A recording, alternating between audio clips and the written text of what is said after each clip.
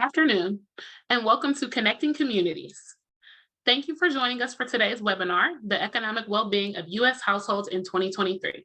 I am Whitney Felder, Marketing and Communications Specialist at Fed Communities, and I will serve as your moderator for today's session.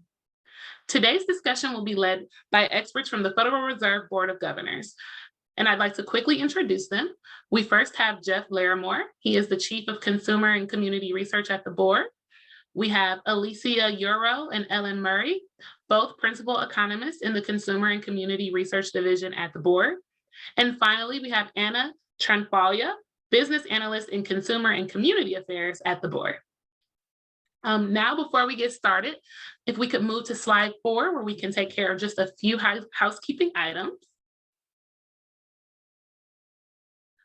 Views expressed during this session are those of the speakers and are intended for information purposes only. They do not necessarily represent the views of the Federal Reserve System or Fed Communities. Microphones have been muted.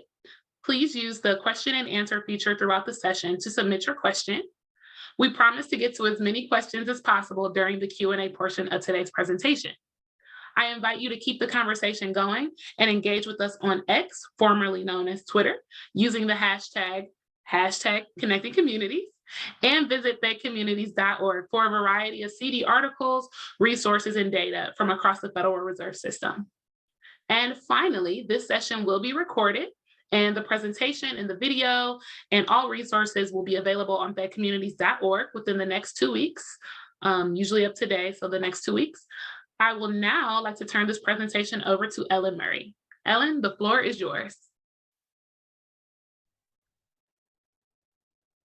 Thank you, Whitney. We're really happy to be able to share these results with you today. If you can turn to slide 6, I want to talk about some of the approach that we have taken with the SHED survey. This is our 11th year conducting the survey. We survey a nationally representative sample of over 11,000 people each year.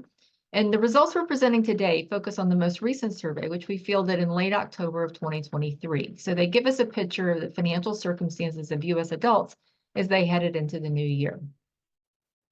The goals of the survey are that we combine subjective and objective information for a fuller picture on how people are faring financially. We also ask about people's motivations for their financial decisions, such as the reasons why people rent. And we have the flexibility to cover some new and emerging issues. For example, this year we added new questions on food sufficiency, on caring for children and for aging or disabled adults, and on homeowners insurance. And we'll touch on some of the results from those new questions in our presentation today. Finally, I want to note that all the reports from the 11 years of the survey and the underlying data are publicly available on the board's website. And you can see the link at the bottom of this page where you can find all those resources, and hope you will check that out. So turning to slide 7, I want to highlight a few key takeaways from the results we're presenting today.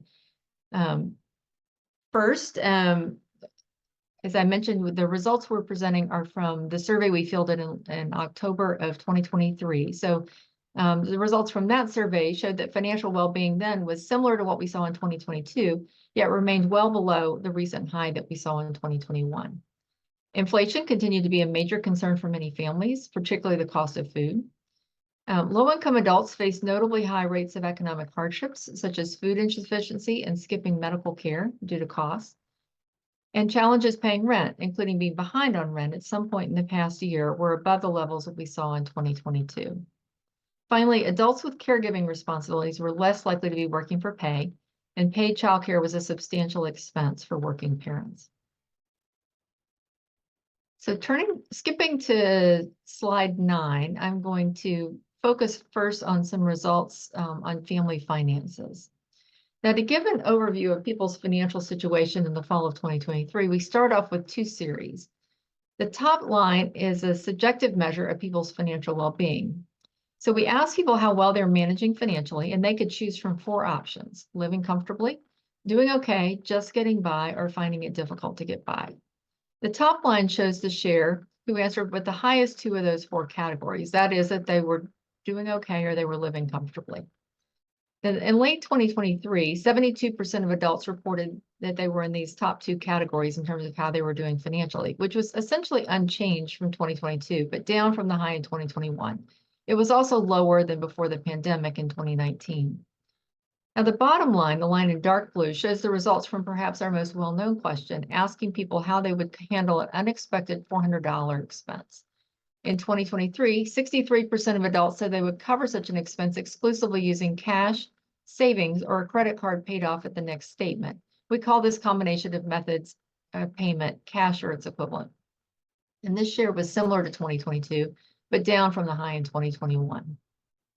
If you turn to slide 10, here we're going to look at the measure of overall well-being from the prior slide, but broken out by different educational groups. As in our previous surveys, adults with at least a bachelor's degree, the top line in dark blue, continue to report higher financial well-being than those with lower levels of education. That said, as shown in the figure, the gap in well-being by education has narrowed slightly in the past several years.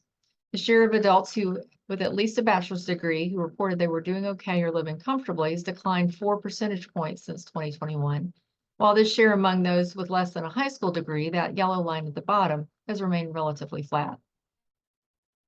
However, if you look back to the beginning of the survey, we see that the gap in well-being by education has widened somewhat. Since 2013, the share of adults with at least a bachelor's degree who were doing okay or living comfortably increased 10 percentage points, whereas those with less than a high school degree saw essentially no lasting gains over this time. Now, if you turn to slide 11, as in the 2022 survey, we again included an open-ended question asking people about their main financial challenges or concerns. Before 2022, the question was last asked in 2016, and that's why we're including these 3 years on this figure. With this question, respondents could type in a text response to the question, or they could check a box that said none if they didn't have any financial challenges to report. We've categorized the text responses based on keywords, and the categories are not mutually exclusive. For example, if someone said rent costs keep going up, the response would be included as reflecting challenges with both inflation and with housing. Now, turning now to the results, as shown in the leftmost set of bars, inflation was the most common financial concern in 2023 at about 1/3. The second set of bars for basic living expenses is reflective of difficulties like covering necessities and making ends meet.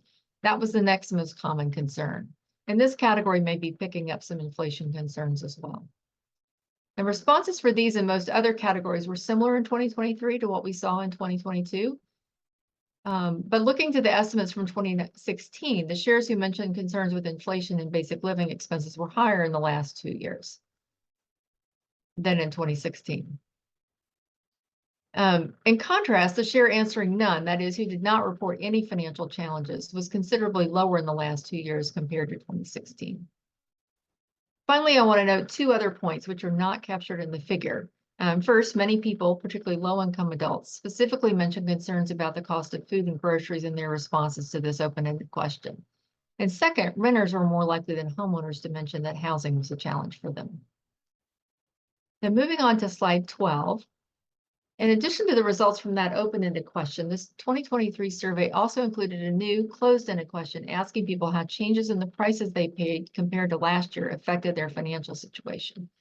Respondents were offered 5 answer choices ranging from much worse to much better, but for simplicity in the figure, we're just showing the share of people who said much worse. Now, focusing on the bottom bar in yellow, overall, 19% of adults said that changes in the prices they paid compared to last year made their financial situation much worse. Looking at the top set of bars, the ones in medium blue, this share was higher among those with lower income. And looking at the results by race and ethnicity in the middle set of bars, those are the dark blue bars, the share was also higher among Hispanic adults.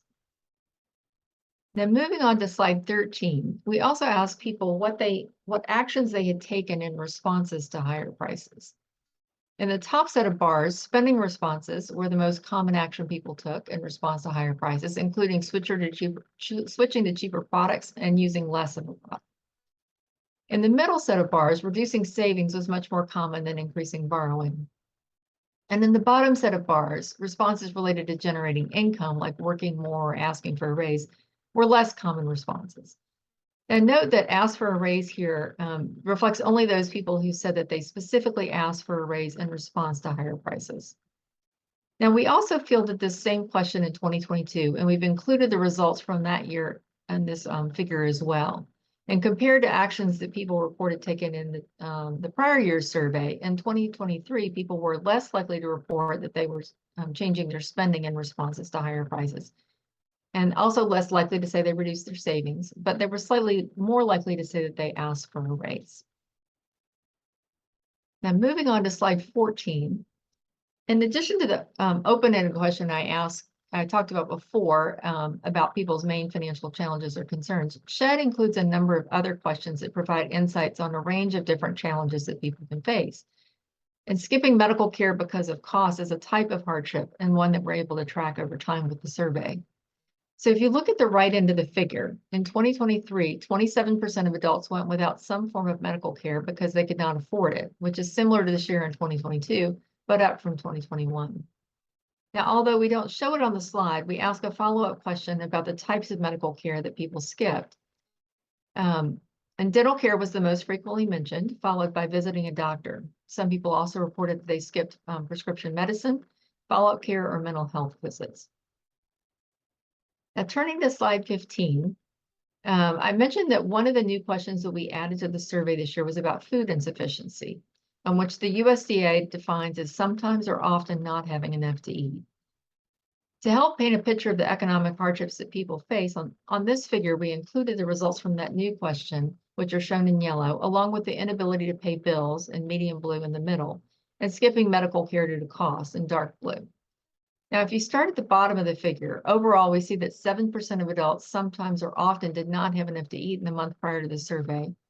17% were not able to pay all their bills in full in the month prior to the survey, and 27% skipped medical care due to costs in the prior 12 months. Now, the bars at the top of the figure show that these measures for different income groups, and it's perhaps not surprising that we see differences in the prevalence of hardship by income, but it's striking how high the incidence was for low-income adults, despite the presence of safety net programs like SNAP and Medicaid. Now that concludes my portion of the presentation, but before we continue, we have a polling question. It should be popping up on your screen soon, if it hasn't already. And that question's about what is the biggest financial challenge that you hear about in your community? And there are a number of different answers for that. And so we look forward to hearing your responses, and we'll come back to those results at the end of the presentation. But now I will turn the floor over to Anna. Thank you, Ellen. Starting on slide 16, I'm now going to share some results on housing. And specifically, I'm going to focus on renters for the first few slides. We focus on renters and the challenges they face, partly because one of the goals of SHED is to provide insight into the financial circumstances of low and moderate income adults. And this is a group that disproportionately rents their home. Turning to slide 17, one challenge for renters that showed up in results from several questions on the survey in 2023 was the increasing cost of rent.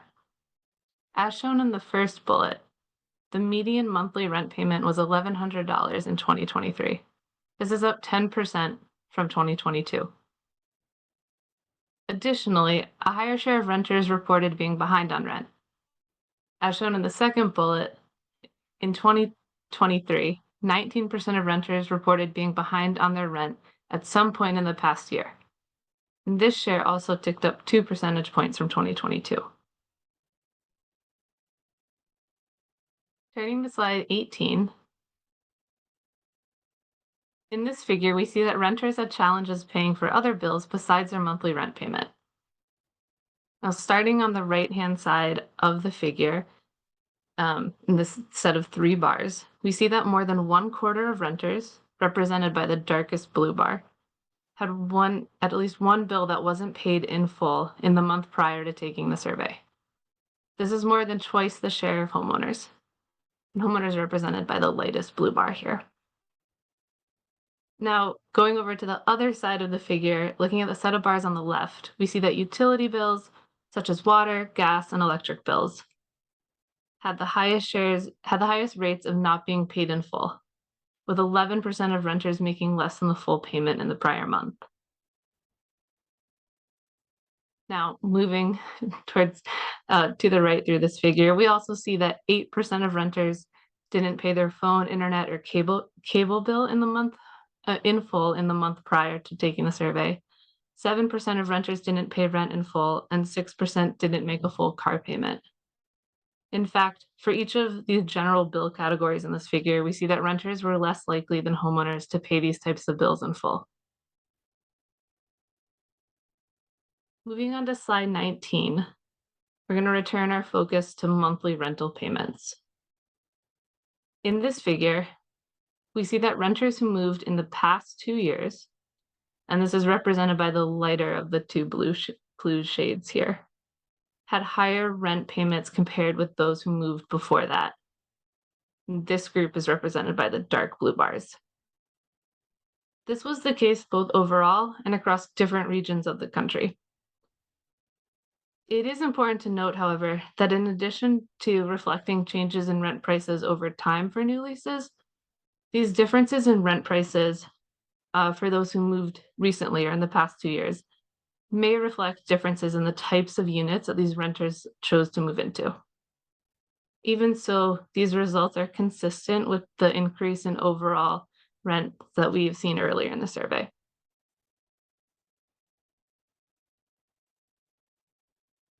Moving to slide 20. This figure on slide 20 shows results from a question that asked respondents how satisfied they were with various neighborhood amenities. Starting at the top of the figure, this top pair of bars, we see that most adults were satisfied with the overall quality of their neighborhoods. However, when we jump down to the two bars at the bottom of the figure, we see that fewer adults were satisfied with the cost of housing in their neighborhood. In fact, only 29% of renters said they were satisfied with the cost of housing in their neighborhood. For the other categories, we see that a majority of parents, so both parents that rent their homes and parents who own their homes, were satisfied with the quality of their local schools. And with respect to crime risk, about 70% of homeowners and 50% of renters said they were satisfied. But again, taking this figure as a whole, we see that renters were less satisfied with these aspects of their neighborhoods than homeowners.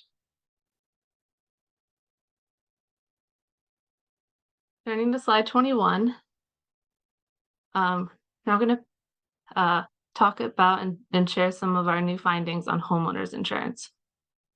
In the 2023 shed, we added a new question asking those who own their homes free and clear, or those who own their homes without a mortgage, whether or not they have homeowners insurance for their primary residence. This topic has been increasingly in the news, both because of the growing cost of homeowners insurance, as well as the lack of availability of this type of insurance, with some insurers even pulling out of certain states completely. The map on this slide shows the share of homeowners without homeowners insurance among those who own their home and don't have a mortgage by census division. To start, we're going to focus on the dark pink region.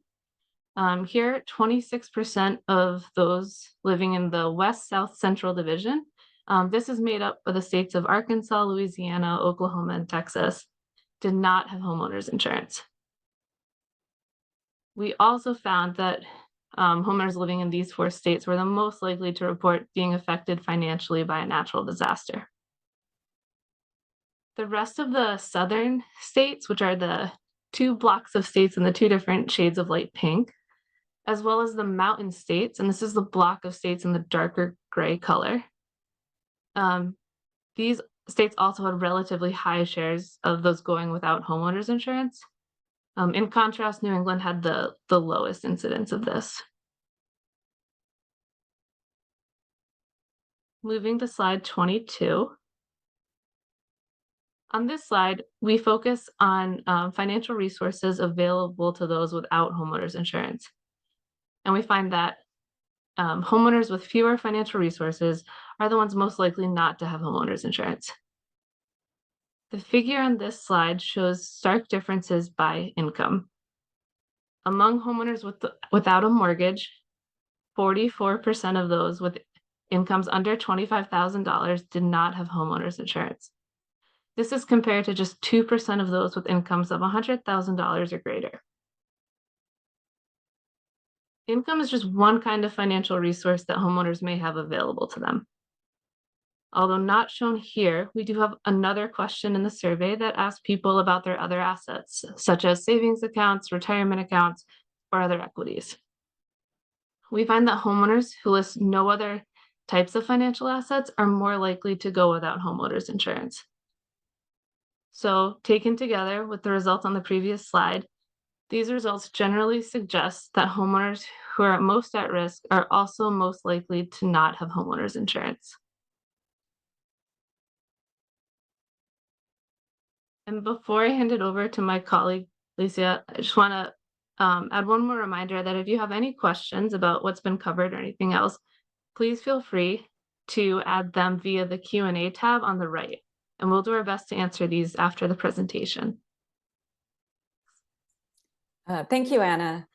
So for the rest of the presentation, I'll be covering caregiving, which was a new topic on this year's survey. One of the goals we had in adding the questions on caregiving was to gain some insight into the ways in which people manage care for their loved ones, and how these decisions also relate to their employment decisions. So turning to slide 24. So we're first going to consider childcare.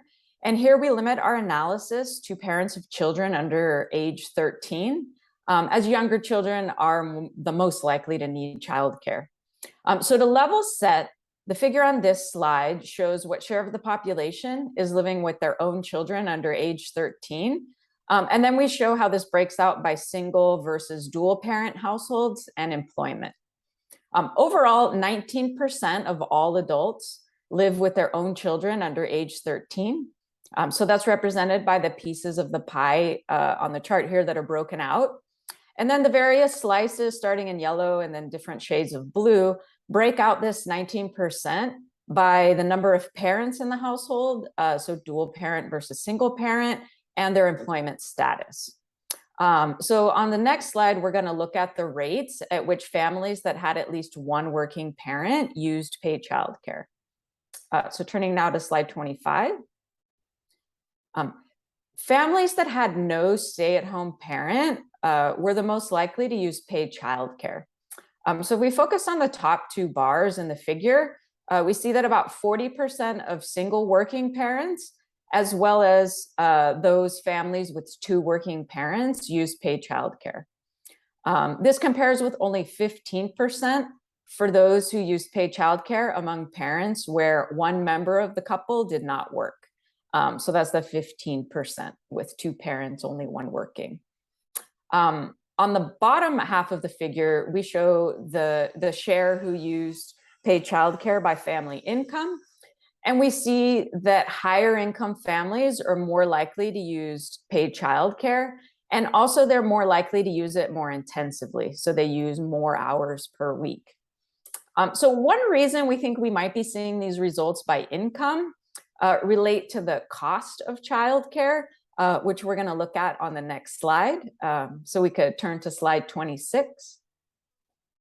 So for those using paid childcare, these costs can make up a substantial share of the family budget.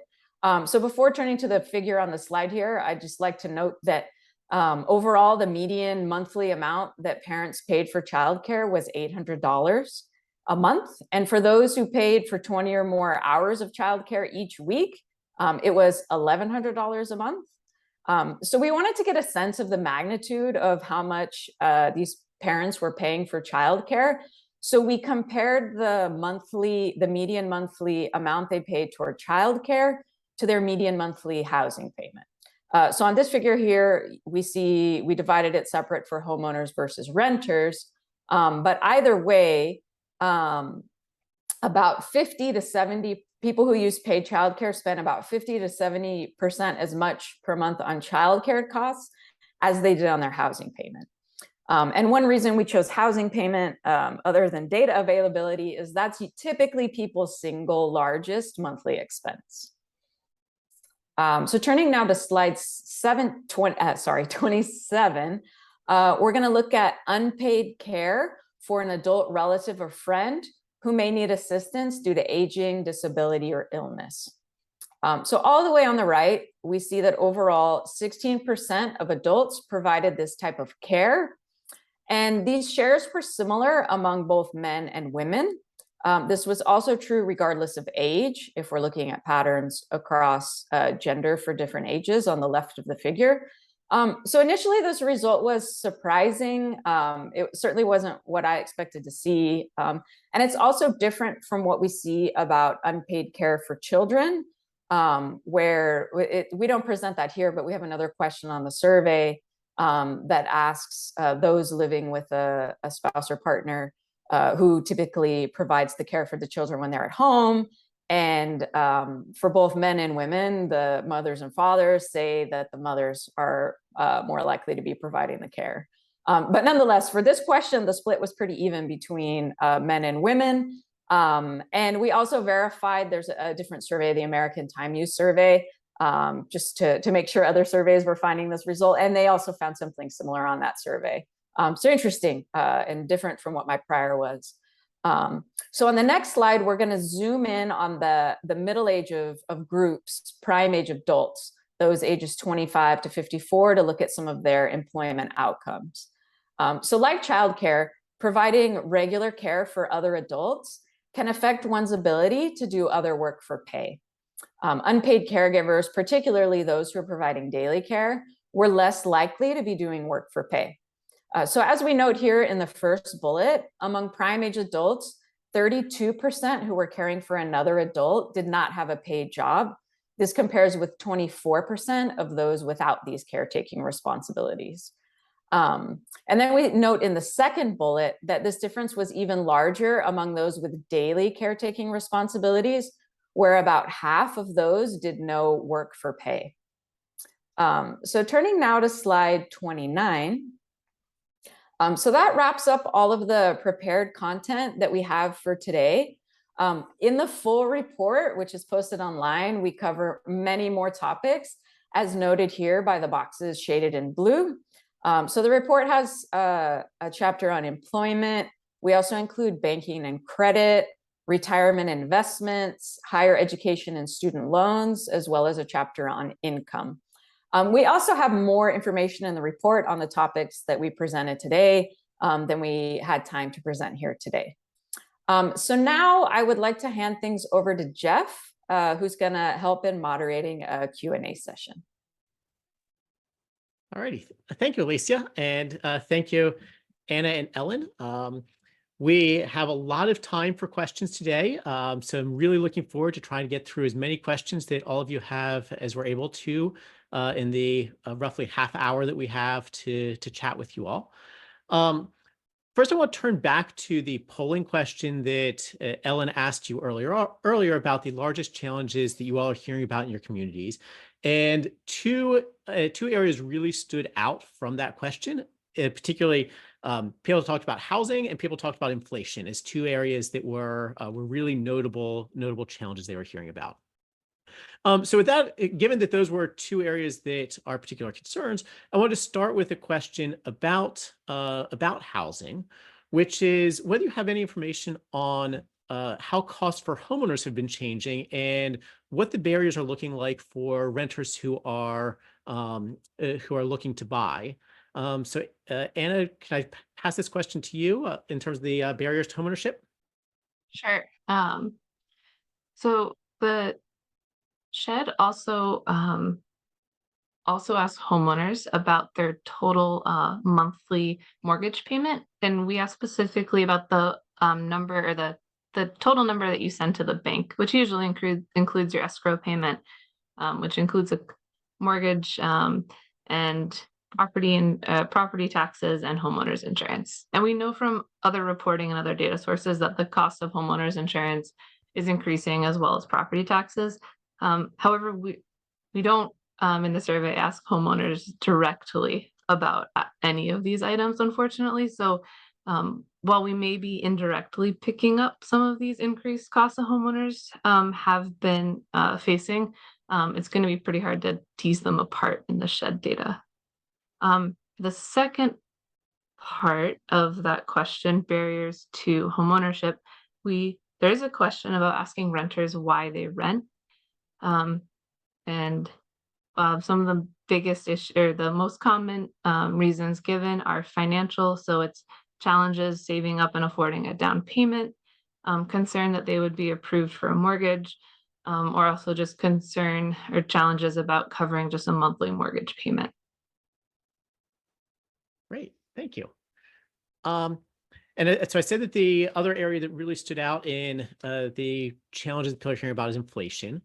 And a question that we got that ties into that, which I'll pass to Ellen, is the $400 question has been a question that comes up a lot, has been really been a focus of the survey. And so we got a question asking us, where did the $400 come from, and have we thought about adjusting it for inflation given these challenges of higher prices that people have? Sure. Yeah, the $400, the idea behind using that $400 number was to try to get at the type of expense that people might have to kind of cover out of the blue, something like a car repair or an appliance breakdown or this sort of thing. We did explore whether or not we needed to change that in the 2022 survey. So that's 1 year's prior, not the most recent one that we filled in. We did a little bit of a test, a split sample test, where we asked a fifth of the respondents the same question, but with $500 in it instead of $400. And the results were very similar. It was only different by about a half a percentage point of the share who said that they would cover it by cash or equivalent. So for right now, we've kept the amount the same, thinking that it's more or less picking up that the spirit of what we were trying to get at with the number. Thanks. So we have a couple of questions that have come in about multiple job holders, particularly thinking about the information, Ellen, that you presented, showing the number of people who took on an extra job to make ends meet, and that the percent was relatively low. So people were wondering, are there any questions in the survey asking about how many people are working more than one job, and how that compares to previous years? Ellen or Anna, I think that either one of you can take that one probably. Anna, do you have it? Andy? Try to get started. We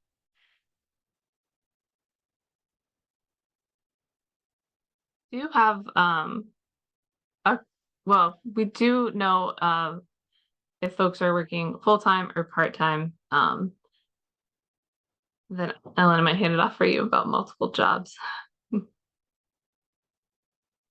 I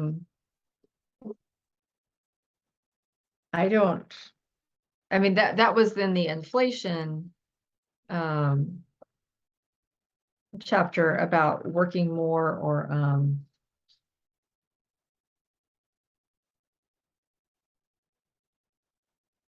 worked more, got another job. That was 18% of people, but I don't have the numbers handy on the share who were working more than one job in the latest report. Do you have that? So I think this is I can use this opportunity to plug the fact that, so we do have a question about this in the survey. And if you go to the Federal Reserve website that has all of the shed data, including the appendix and all the individual questions, we do have a question there about the share of people who have multiple jobs. So I encourage people sort of interested in those particular issues. There is more data on the Federal Reserve's website to be able to answer that question. In terms of the trend over time, I believe that the answer is it looks pretty similar over time, although I don't know the exact share that we're seeing in the data. All right, I'm going to turn this question over to Alicia, which was a question about childcare, which is whether we know anything about the cost of childcare varying across different areas of the country. Do we see differences there, and recognizing that there's higher and lower cost places across the country? Yeah, so I'm not remembering if we checked that specifically across different regions, how that may vary. That's a good question, something we can look at. Anna, do you happen to remember? if looking at that. I know with the childcare stuff, it's somewhat limited in what we can do just because our sample size is, smaller. If you remember that pie chart I had, it's 19% of all adults. So 19% of our sample. That said, we probably could split it by region. I'm just not remembering if that's something we did, but Anna may remember. We did, but the sample size gets pretty small pretty quick because parents of children under 13 is a relatively small group. So it works for region, it works for some census divisions, but not others. All right. Thanks. And that leads, I think, actually into another question we have about some of our, the methods and what we're controlling for in the analyses. So had a person who was wondering what, as we are designing the survey, what's being controlled for? Are we normalizing for region? Are we controlling for the race and ethnicity of the respondent to be nationally representative? So can you share anything about what those controls look like that are going into analyses? And Alicia, I'll pass this one to you if that's okay. Sure. So the survey is designed to be nationally representative, and we do weight it. If you look in the methodology section of the report, we list the variables that we weight on, but it's weighted to the March supplement of the CPS on income. We also weight by race, age. Am I leaving anything out? So that's sort of the weighting of the survey, so that generally our sample of 11,000 responses that we get is to be nationally representative. For the various estimates that we present here today, sort of behind the scenes, we do often account for other factors, but this is more of a case-by-case basis, sort of what makes sense for the question that we're looking at. So there's really like no single answer there. But often if we're looking at a housing thing, we'll split it by renter or homeowner, or we'll look urban versus rural. And I mean, there's just so much content for each thing. We can't necessarily say what we've controlled for or looked at. Generally, what we present are sort of raw means, unless we specifically say, oh, this is for a renter, or this is for a Black household, or someone with a bachelor's degree, so on and so forth. But we do look at things behind the scenes. So if you have specific questions, we can hopefully answer those. Thanks. And another methodology question for you, Alicia. When we say that we surveyed 11,000 people, is that the number of surveys distributed, or the number of responses received? And how does this number represent the state of the average American given the population size? Yeah, thanks. So the 11,000 is the number of responses that we receive. So the survey goes out to more people than that. That's the number of responses. And as I said before, the sample is designed to be nationally representative. A fun fact of statistics, it does the sample size that you need. It doesn't depend on how large the sample is that you're sampling from. So it may be a little bit counterintuitive. So with 11,000, we have pretty good precision in our ability to produce estimates for the population as a whole for the nation. Great. So this was actually also a childcare question. So it might be for you, Alicia, although Anna might want to weigh in too, on whether we have data on households caring for a child under 18 and an elderly parent. Do we have that end of the distribution, end of the care scenario as well? Yeah, so that is something we looked at. I don't think we put it into the report. So I've seen in the media, they refer to those people as the sandwich generation, which I happen to be one of. So it's something I was interested in. I mean, it is small, but it's something that we're at least able to provide an estimate for in the shed with our caregiving and our childcare question. But from what I recall, it was small. So given our sample size limitations, it's pretty hard to dig in further from there. I don't know, Anna, if you happen to remember any more details on that. We looked at those who were both paying for childcare under 13 and caring for an elderly parent. What's going to be even bigger is this exact situation if our caregiving questions are just asked to parents with children whose youngest child is under age 13. A larger sample is including all households who are living with their own child under 18. So that group's going to be a little bigger. But we didn't include any findings for either of these cases if you're interested. But it's another reason to use the data. It's very easy to look at either one of these groups. So Ellen, this question is, I think, going to be best directed at you, which is we had somebody that wanted to know about how older adults are faring and what the survey can say about how elderly adults are doing compared to younger adults. Older adults, we talk a little bit about retirees in the last chapter of the report. And we actually find that they're doing a little bit better in terms of their overall well-being than adults overall. So the number I gave in, I think the opening of the presentation was 72% of US adults said that they were doing okay or living comfortably. And I think that number for the retiree population was around 80%. So they're doing a little bit better. Thanks. So there's a couple of questions that people have had about other topics covered in the report, including whether the report covers anything on insurance, except for other than homeowners, so other types of insurance, and whether it covers child care subsidies. So a couple of different areas people are wanting to know, like, are we covering these? Do we cover these other topics? And want to take this actually to ask a slightly broader question to Ellen or Alicia about the process that goes into choosing what goes into these questions. So can you talk a little bit about what the way that you all are thinking about what questions to include each year? I could take a stab at the what questions we include. So each year, given that we've been surveying for 13 years or 11 years, not since 2013, we have a body of questions. So we do want to keep some continuity with a lot of the material we cover, so we can cover how things are changing from year to year. So that takes up the bulk of our time.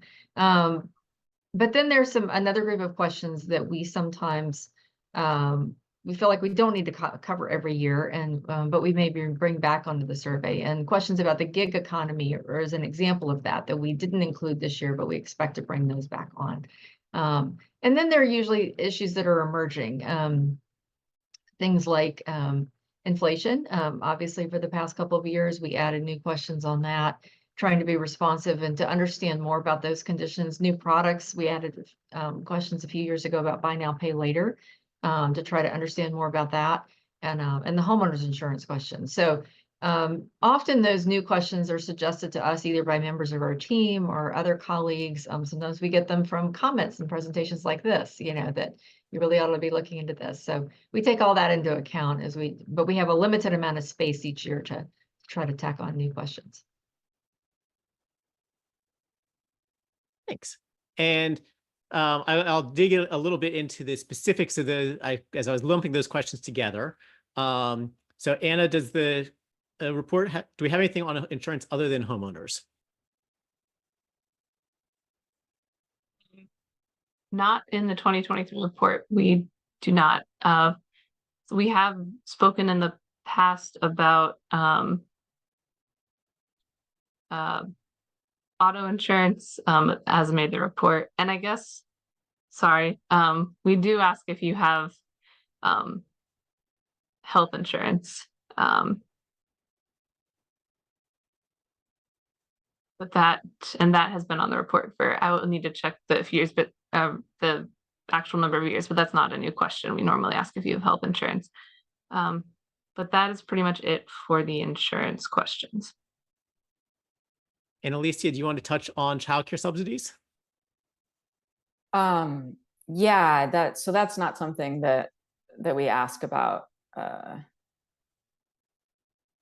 Yeah. But we are in the process at this point of thinking about next year's survey as well. So if there's areas like that that you all are interested in, there will be a question at the in your post the survey after this session, asking about questions that you think would be questions and topics you think would be interesting to include either in this presentation next year or in future surveys. So topics like that you think would be interesting, please let us know, because that will be helpful as we're planning for next year. And I'm going to pass the next question to you, which is whether there's any question in the survey about the effect that climate is having on financial health, and looking at the effects of natural disasters on how people are faring financially. We have a few questions. We've had a few questions on natural disasters and extreme weather for a few years. This year, in the 2023 survey, we first asked everyone if they had been financially affected by natural disasters or severe weather. We followed up with a second question where we gave survey respondents multiple options and they said yes or no. So we kind of limited the set of ways that they could be financially affected by natural disasters and extreme weather. So we kind of two questions, one where we just let the respondent say, yes, I have, no, I haven't. It cover a lot of cases. And another where you can actually see the shares of people who say that, yes, I was, and it affected me this way. Thanks. So Alicia, this next question is for you, which is we have a question wanting to know about the raw survey data. At what geography are people able to do analyses with the data that we're putting out publicly? Thanks. Yeah, so the lowest level of geography that we put out publicly is state. So you're able to have state and then anything up from that. So Anna presented the map on homeowners insurance by census division. We also have census region. There's 4 of those. We also showed some results by that. The internal data we have goes down to census tracts, but for confidentiality reasons, that's not something we can release publicly. Also, just a caveat. So we do release data at the state level, but you may not be able to have like a lot of a sample for every state because it's not designed. We just don't have the sample to be representative for each state. So I don't want people to be disappointed out there if they're going in looking for Wyoming and no, it's not. There's not enough. I picked on Wyoming. Maybe there is, but I don't know. That's always a good concern to keep in mind whenever working with the data, is making sure that there's enough sample to be able to say something meaningful.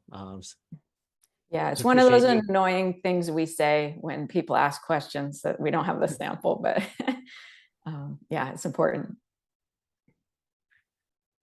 Ellen, this next question is for you, turning back to the $400 question that we talked about earlier, about how people would handle emergency expenses, and whether you consider people putting it on a credit card is equivalent to cash, and if so, why? Yes, we split that 2 ways. So if somebody says that they would put it on a credit card and pay it off over time, we do not count that as paying with cash because they're financing it essentially, and they're going to be paying interest on it that way. But if somebody says that they're going to put it on a credit card and pay it off at the next statement, then we do treat that as that term I used, cash or the equivalent, because it indicates they do have the savings pretty handy to be able to pay off the bill. So they aren't using credit as they're using the credit card probably more for convenience than they are as a source of credit. So that's why we split it that way. Thanks. And Elisa, I'm going to turn back to you for a question about, actually a couple questions about banking and finances, or banking and credit. So last year you had questions on the survey on buy now, pay later products. And did you continue to ask about that? And what are you seeing in the trends for buy now, pay later? Yeah, thanks. So we did continue to ask about buy now, pay later. We saw an increase in buy now, pay later use, but I wouldn't characterize it as huge. I'm forgetting off the top of my head, but a couple percentage points. And I think we also continue to ask reasons why people use buy now, pay later. And those have largely remained consistent since we started asking the question. Most people say that it's convenient. That's the top one. One thing that was notable about the reasons is that those with lower income were more likely to say that it was the only way they could afford it, is why they use buy now, pay later. And just even in the overall population, if I'm remembering right, I don't have the numbers in front of me, but it was around half, I think, that gave that response, that they use buy now, pay later because it was the only way they could afford it. So yeah, so we have quite a bit on buy now, pay later. That should be in the full report. And then your second question. I had not got so I hadn't given you my second question yet. So oh, second okay, question, that's why I don't remember. The second question related to banking is what we see on banked and unbanked populations in the survey this year. Yeah, so we continue to ask on the survey about bank account ownership. And we again find around, at least in the shed, 6% of adults report not having a checking or savings account, which is consistent with what we've seen in prior years. We also ask about use of quote unquote alternative financial services. So things like check cashing, non-bank check cashing, money order. And then we ask about the alternative credit products like payday, pawn, auto title. So we have all of those items in there in the report. Generally, we've seen that the use of money order and check cashing has declined over time, although it may have been kind of more flat in recent years. And that has generally been true among the banked and the unbanked, which is something that we're following. So yes, so we have a continue to report on that, and the full information is in the report. So this next question is a great question for all three of you, actually. I'd be interested in your perspectives on, which is, what do you think is the most important aspect of the survey this year that really jumped out at you as either interesting or surprising? And Ellen, can I start with you on that? Sure. I think interesting, I don't know that it's surprising, is that even though, headline inflation has come down quite a bit, there's still that's still a big effect on households, and you see that in things like the results on the main financial challenges that I mentioned. And, even though the share of people who are taking actions based on inflation is down slightly, it's still pretty high in terms of people moderating their behavior. So I think that was noteworthy to me. Thanks. Anna? I think one important set of findings were just on how renters were faring. If you study renters, you know that this is sometimes a difficult group to get data, timely data for. And so it's nice when the shed comes out yearly and we can see and clearly identify renters as opposed to making some assumptions about who might be renting, but look to see how they're faring.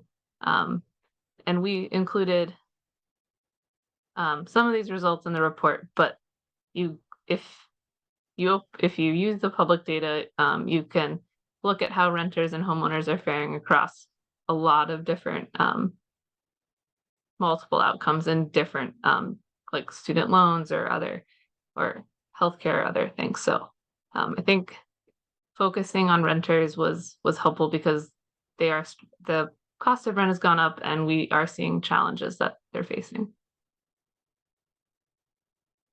Thanks, absolutely. And Alicia? Yeah, so I might take two if I can cheat. But so I definitely agree with Ellen on inflation. So going into this, like when we first get the data, there was, and there's kind of still is, this narrative around the economy by lots of measures looks like it's doing really well, like employment is going strong. And why has consumer sentiment been so poor? Why do people have such a negative view on the economy? And when I looked at the data and then I saw the results on in like this sort of what are your main financial challenges, and you see inflation was just about the same as last year, even though the official number's gone down. It's like, oh, aha. This is me, Alicia speaking, not the Federal Reserve. I was like, oh, it seems like, it's inflation. People are still really like, whether wages have risen or not, but that's how they're feeling about it. And so to me, that kind of spoke to that puzzle a little bit, especially if you dig into like what their answers were. So we noticed an uptick really in people specifically this year mentioning the price of food and groceries as a main financial challenge. And then as Anna mentioned, renters, were facing higher rents and really struggling. So again, me, Alicia speaking, like people are like seeing higher food costs, higher housing costs. Those are like, two of the basic necessities for surviving, food and shelter. So that kind of, I don't know, it made a lot of sense to me why, if that's how people are feeling. And then cheating a little bit, the other thing that really stood out to me was the result on homeowners insurance. So we sort of, added that question. We've been hearing a lot about homeowners insurance, and that seemed, we're always constrained for space on the instrument, but that seemed like a quick hit. And I personally was surprised at how high it was for those going without homeowners insurance among those who own. And then when we saw the patterns by income and other financial resources, and also just where in the country, I mean, in hindsight, it makes sense. It's like, oh yeah, the places with, lots of disasters or severe weather, their rates are probably really high and they're not gonna have insurance. But nonetheless, it was surprising. And I think it's important because we probably worry about those folks. And I'm just noticing the time, so I should stop there. Thank you. All right. Well, thank you, Alicia. Thank you, Ellen. Thank you, Anna. Really appreciate all the insights that you are able to provide with us today. And with that, I'm going to pass things over to Whitney.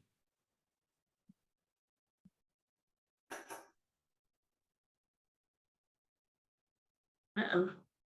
Thank you for that, Jeff. That was a really good discussion. I know there were a ton of questions, and so thank you all for doing that for us. So we want to thank our panel of speakers. Attendees, thank you for spending your valuable time with us this afternoon. We hope you enjoyed the discussion as much as we did. Before we end the discussion, we do have just a couple small requests.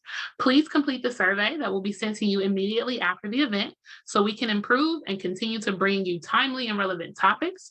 Particularly, the SHED team is interested in knowing what topics related to household finances you would like to include in future surveys or in future presentations of results. So definitely be sure to answer that question and the rest of the questions in the poll. As mentioned, today's session will be available on fedcommunities.org in about 2 weeks. So visit us at fedcommunities.org to access additional articles, resources, data, all things community development from across the Federal Reserve System. And don't forget to subscribe to our newsletter by clicking the About Us tab on our website, and then you can click subscribe and follow us on social media. We're on LinkedIn, Twitter, Instagram, and Facebook. And finally, mark your calendars. We do have our next Connecting Communities webinar happening on August 8th. More details and registration information will come out soon for that. So thank you all again. Speakers, thank you all so much. Attendees, thank you all so much. And have a great afternoon.